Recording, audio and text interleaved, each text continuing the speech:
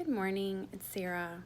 Have you ever read something so good that you had to share it with somebody? Obviously, I share with you every day, but I read in my devotional this morning something that's emailed to me every weekday for years now. Proverbs 31 by Les Parrott, and what he shared in his email today, I'm sure it's a portion of something that he's written recently, was about loving people and what it looks like.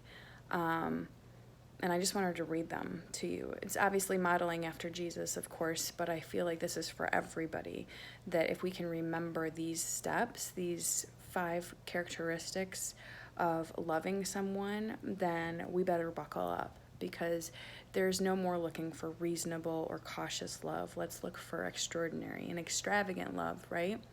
Because our life, I read this too, our life is in direct proportion to our courage. So if we love with courage, we can experience extravagant and extraordinary love. So I want to read these to you.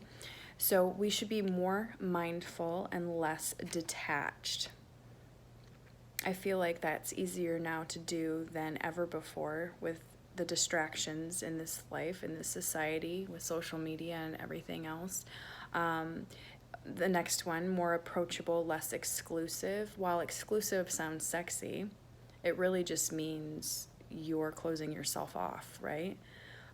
People might think that you have a perception that you're too good, or they're just not good enough.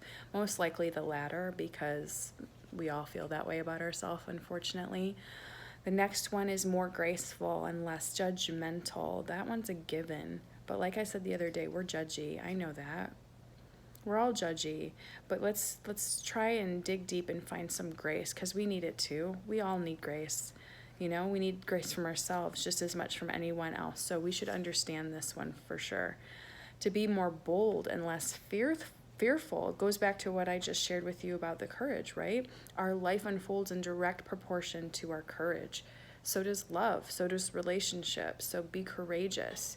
Don't be fearful, be bold. And the next one is obviously more self-giving. So giving of yourself than self-absorbed. Yeah.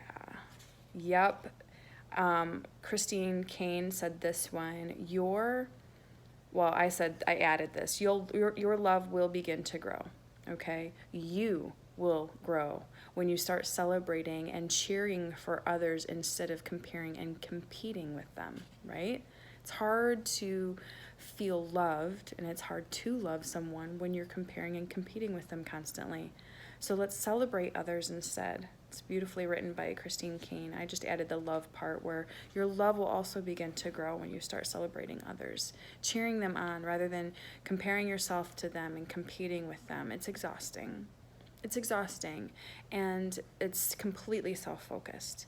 So let's keep our eyes on what's more beneficial to us. Keep our eye on the prize, right? And that's love and relationships, because I think we all should have a little bit more extraordinary in our life, a little bit more extravagant, because it's really a choice. And so I hope you'll make that today. I really hope you have a great week, and we'll check you tomorrow. Take care.